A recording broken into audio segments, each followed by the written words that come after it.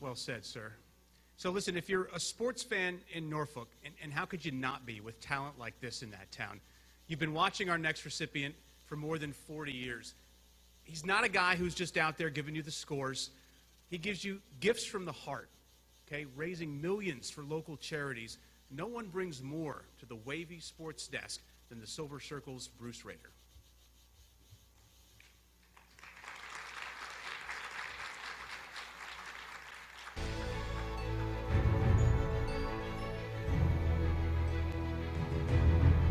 What comes to mind when you think of Bruce Rader? Well, first and foremost, I would say Hampton Roads icon. Bruce Rader. The first thing that comes to mind when you say that is somebody who was instrumental in my career. Covering all the things he's done, from the Olympics to the Super Bowls to everything else. I mean, it's a testament to everything that he's done. The guy is larger than life. I've never seen somebody as enthusiastic as Bruce Rader about telling stories. Is it a football game or a party? A party or a football game? When he comes into a room and he starts his broadcast, I feel all the oxygen just being sucked out of the studio. Bruce who? Oh yeah. Bruce Rader, first thing that comes to mind, welcoming. If you meet Bruce Rader one time, you're a friend for life. What more do you want from somebody serving the community in front of the camera to watch every day is a man who is committed to the TV station he works for and the community he works for. His charitable work, he's selfless when it comes to that. He sacrifices so much of his personal time. For 30 years, he was on the Jerry Lewis MDA telethon here in Hampton Roads, which raised thousands and thousands each year, and throughout the years, that number went high. He has done his Bruce Rader St. Jude's golf tournament for over 20 years in Virginia Beach. From the moment Bruce commits to something, it's game on. He doesn't just hold a golf tournament. He doesn't just go out to the JT walk and things like that, but he actually forms such a connection with that cause. The biggest honor for me was to come in and just learn from him and learn from a Hall of Famer in the business about the right way to do things. Some of the stuff he taught me, valuable lessons like to never ride a bull for a story, or to never play a woman in billiards. In an age where local sports isn't really much thought of at other stations here, it is a huge, huge presence in our local newscast, and Bruce Rader is every bit a part of that. He is the dean of local sports. It's been my privilege to work with Bruce for so many years here at WAVY and Fox 43. Congratulations, Bruce. It's just been an honor to learn from one of the best in the business, a legend.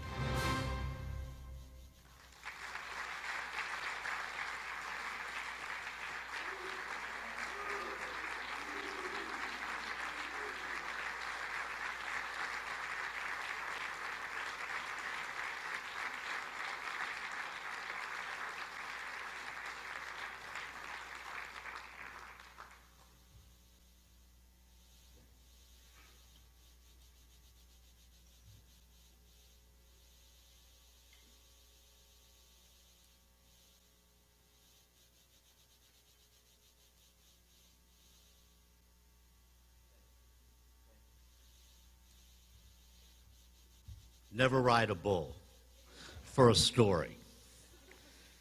I would like to thank the National Capital Academy for this extraordinary honor, and what a thrill for me, who grew up here, to be able to come home 40 years later to receive it. Also, what an honor to be able to share this experience with all of the young people that are here. And I think it's great that the Academy has taken it upon itself to bring all of these students in. I find it very important, and I'm going to mention that because of the fact that how just one or two specific meetings with someone in the business, when someone calls us up, can totally change our lives. Because I'm going to start tonight by sharing something with you that I have never shared with anyone in my life, including my mother, my wife, my boss, and my coworkers, and everyone else. This is the first time I've ever said this. And it is the reason that I am standing here tonight. I wanted to be Maury Povich. 1972.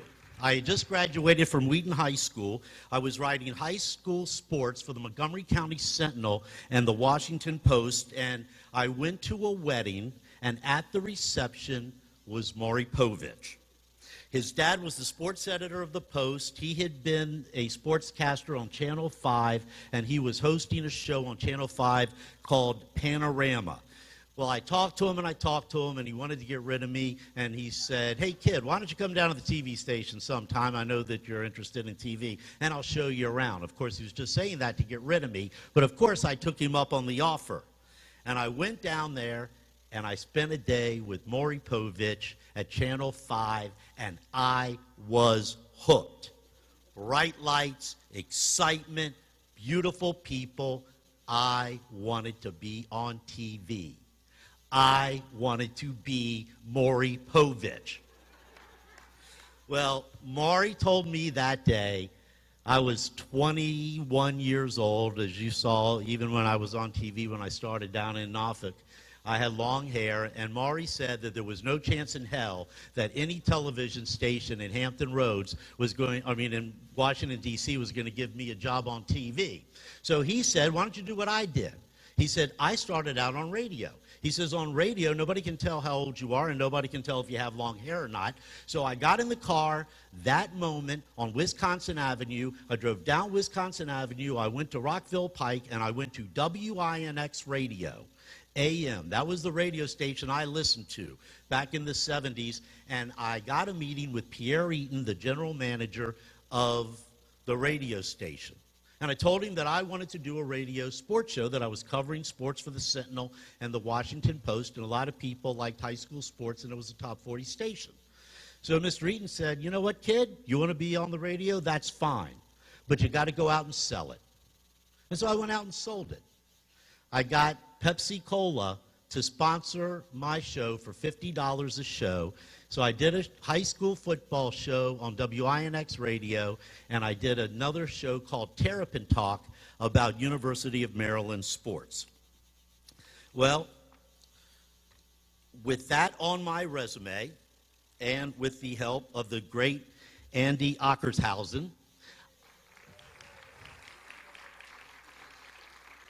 I landed an internship at WJLA, well, at the time, WMAL, Channel 7, along with Wes Sargentson and Fred Thomas and Paul Berry and Ed Turney, and I needed to put together a resume tape. And I got somebody that would help a kid out, put my resume tape together. He doesn't remember that. He was the director of AM Washington, Ernie Bauer, produced my resume tape.